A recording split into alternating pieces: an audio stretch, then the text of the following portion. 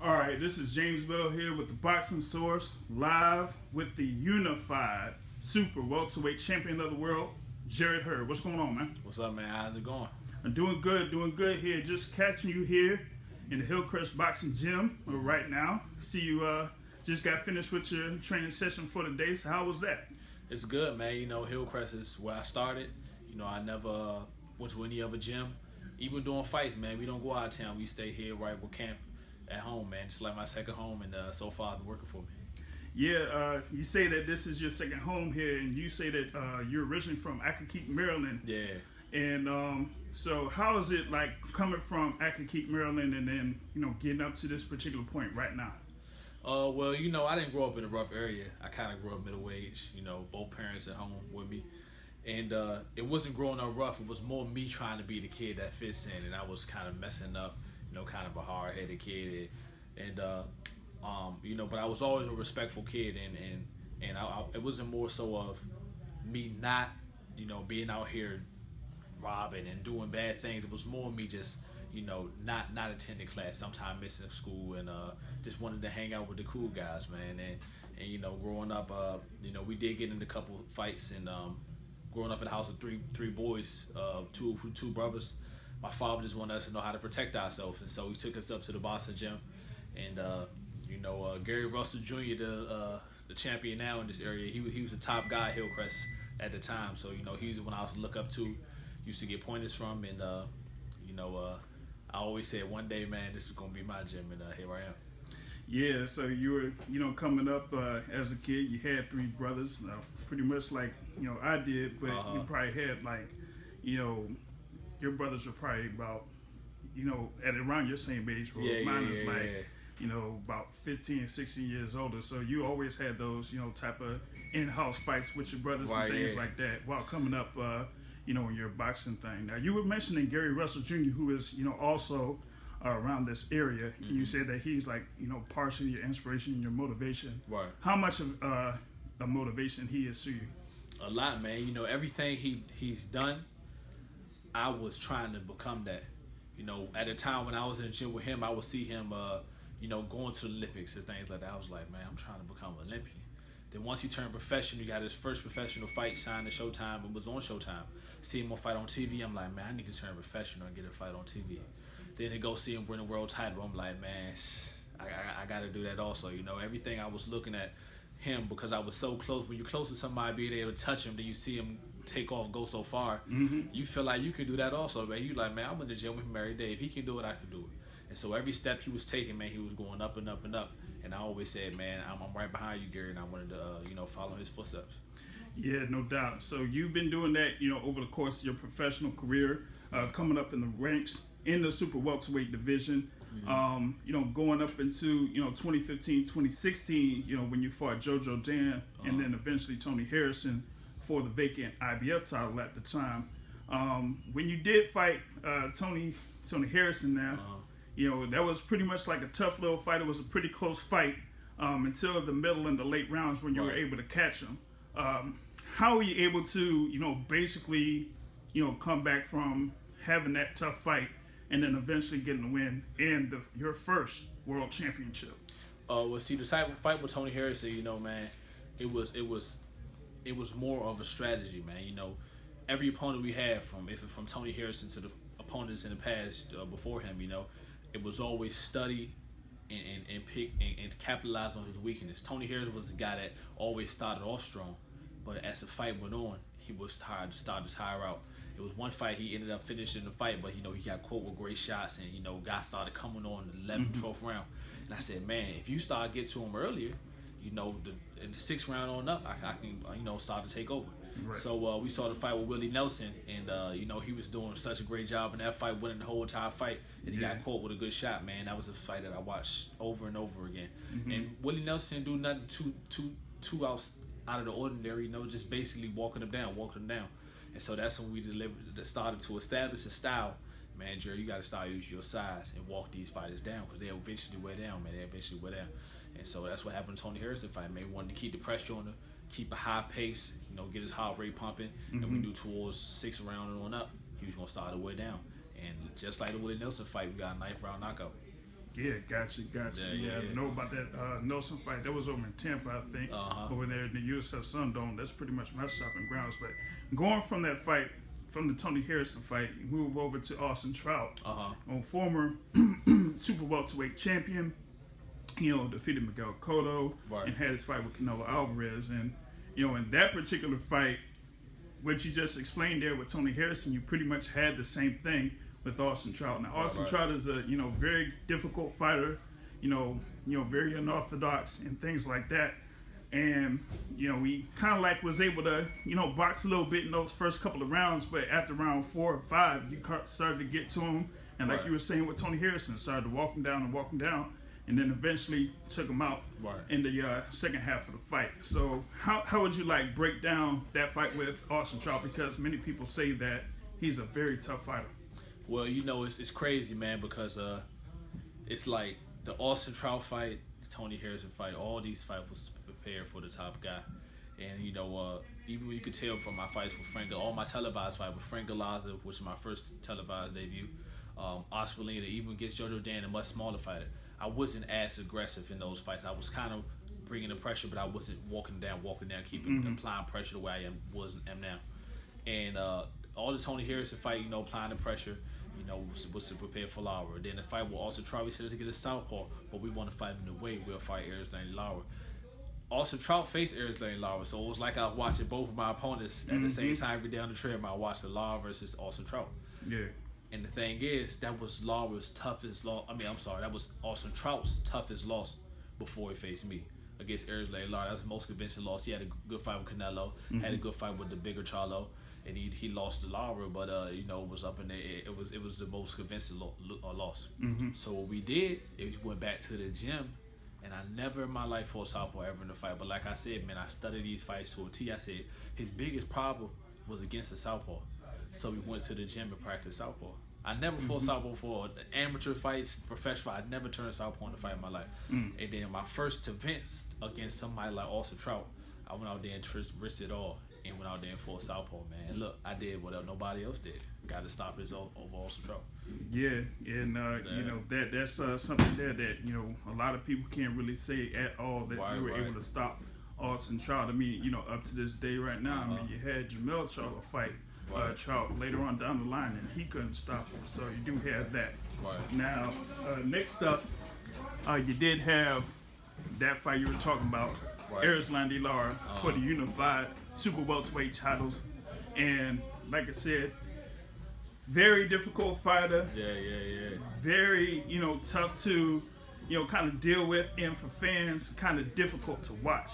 But you were able to make the adjustments and then eventually get to him, get the late knockdown, and then eventually get the decision win to become the unified super welterweight champion of the world. So that was something to where you were able to accomplish your goal, and like you were saying, you were working towards it, and you eventually were able to get it. How did you feel right after that? Man, after it was crazy, man, because always dreamed of possibilities like that. Not only win the world title, but to become number one in your division and become a unified champion. That's not only something that hasn't happened in my area often, man, that's something that a lot of fighters don't get to do at all. So, just to be able to accomplish that, and then over an opponent that a lot of people were afraid of. Lara was a guy that people stayed away from. It was a dangerous fight for a lot of guys, and I went out there, took it, and won the fight. Words can't even explain it, man. I couldn't be more happy. Hey, no doubt. So, like you were saying, you were able to dethrone the guy that a lot of people were, reluctant to fight, and didn't really want to fight, and basically took his spot, and you were able to take over as the number one guy in the 154-pound division. Now, coming up here, winding down to the year 2018, there are a couple of things that are out there for you. Of course, you've had a couple of, instances being there with Charlo, seeing if you can get that WBC version of the super welterweight titles. But what do you see as far as that particular fight, when it would come in the near future, or what's next for you? Oh, it's definitely in the future. I'm not trying to stay at the weight class of 154 too much longer. So next year maybe be my last year at the weight class, and I don't plan on moving up until I get the fight with Jamel Charlo. So it's definitely in the near future. Maybe 1 or 2 more fights. It's going to be, I just had the shoulder surgery and coming off 2 fights with southpaws. I only had 2 fights last year, so that's trained a year straight for straight southpaws. Yeah. I want to kind of get back in the groove of fighting right-handed fighters, and have a few tune-up fights. Plus I'm coming off the shoulder surgery, and just to see how the left is going, and then once I feel comfortable, like I'm back, and know 100% sure I'm back, we're going to go right for Jamel Charlo. 2, 1. Now, you were talking about your plans there for 2018 and 2019, trying to get that fight with Charlo for the WBC Super Welterweight Championships, and eventually stay there at 154 pounds.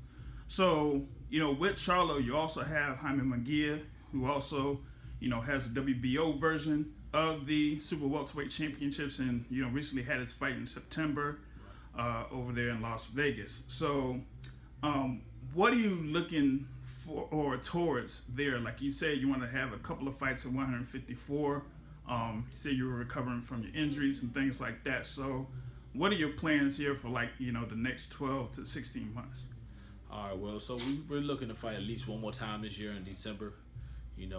Right now it's in the talks, like it's almost for sure that I will fight in December. And then it's going to be a tune-up fight, like I said, someone that can just make sure the shoulder's okay. And then we're going to step up a little in competition, maybe fight a mandatory or something like that, maybe in March. And a little tougher opponent. And after that, man, right after summer, we're planning to go after Jamel Charlo. And if the fight after Jamel Charlo happens with Jaime Munguia, presents itself, that's the only way I'll be able to stick around to fight for. If he's ready to unify directly after Jamel Charlo, and then we have a unified 154-pound champion, I'm willing to stay for one more fight. But if he wants to, kind of get a few more fights in before we go for unification, I'm going to release all the belts and move up to 160. Gotcha. Yeah. So, I see that you want to, have that, title of being the undisputed super welterweight champion of the world. And, while, you have this thing with Charlo that, is probably a little bit easier to, make happen. With Jaime Munguia, it might be a little bit more difficult with, all the promotional and managerial things going on. So, all right. Now, one of the big topics, that people around the boxing circles and social media and whatnot, with you, Brother Jarrett, is that, you're the unified super welterweight champion of the world, but, they see you, out there in the, in these other events, these other boxing matches, like the Gary Russell Jr. Jojo Diaz fight, and they see you around there, and they're looking at it like, this guy can't be 154 pounds, man. I mean, it's like he looks 175 pounds or something. So what they pretty much would want to know is, how are you able to, basically get down to 154, and if that whole thing about you being 175 pounds walking around that weight, if that's true or not? Man, here's the thing. If I was walking around 175, that's a good day. I'm much more than that, man. We gotta remember, I can't really reveal it all. It's my little secret. But man, it works for us. We know how to get the weight off. Right on time, and right after we get off the scale, to rehydrate, to not be weak and be in great shape. People may say 175, man, but to be honest with you, I have got up to 188, 190 before. So walking around, man, and but I'm a natural 154 pound. I fought all my career, and we still make the way severely easy. Right now, I'm walking around about 178, but I can't get up there, man. Yeah.